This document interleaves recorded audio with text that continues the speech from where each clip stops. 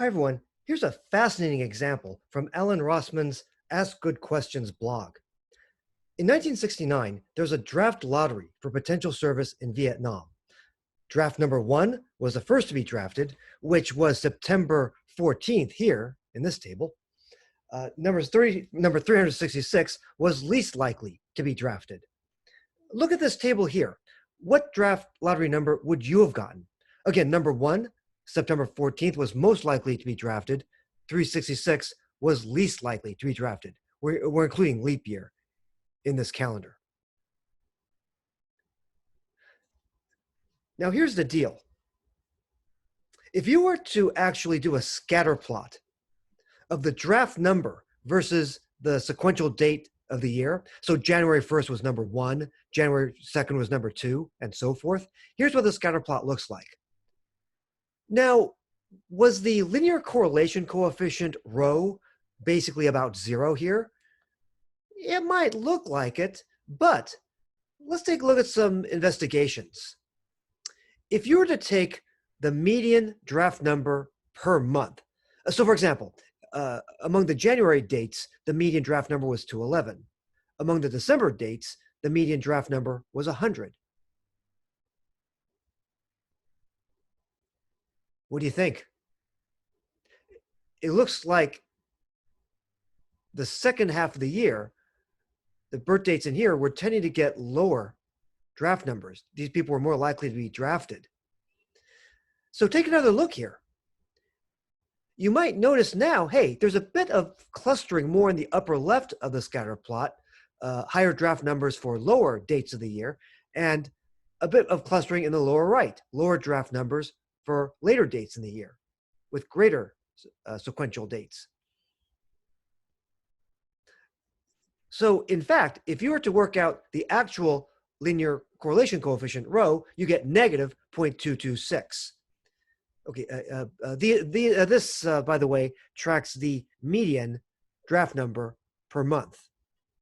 General downward trend. Again, rho here is negative 0.226. Now, to see if that was really realistic to get by chance, just by chance, right?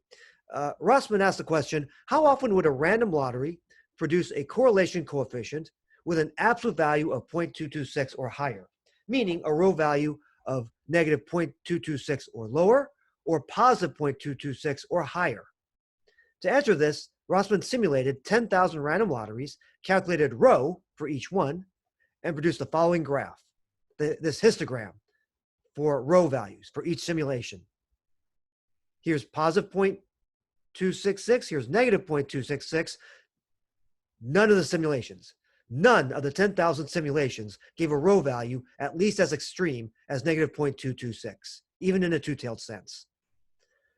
So it looks like, what does this show? This indicates that the 1970 draft lottery result would be extremely unlikely to happen from a truly fair random lottery, where rho would be expected to be basically zero. Now, Rossman notes that fortunately, many improvements were made in the process for the following year's lottery. Well, I guess fortunately for the people born in December, I guess, if you didn't want to go to war. The capsules were mixed much more thoroughly, and the process included random selection of draft numbers, as well as random drawing of birth dates. In other words, a birth date pulled out of one bin was matched up with a draft number drawn from another bin. And for this process, rho, the correlation coefficient for that lottery's results, turned out to be 0.014, which was very close to zero. Not at all surprising from a fair random lottery. Now, if you were to do a chi-square test for independence or dependence, and you break up the draft numbers into thirds and the birth dates into thirds, like so, you get a test chi-square of 25.18 on 4 degrees of freedom, 2 times 2. The p-value is 0.00005, okay, meaning that the null hypothesis of independence would probably be trashed. There is a relationship between draft number and birth date. So a fascinating real-world example that involved men going to war.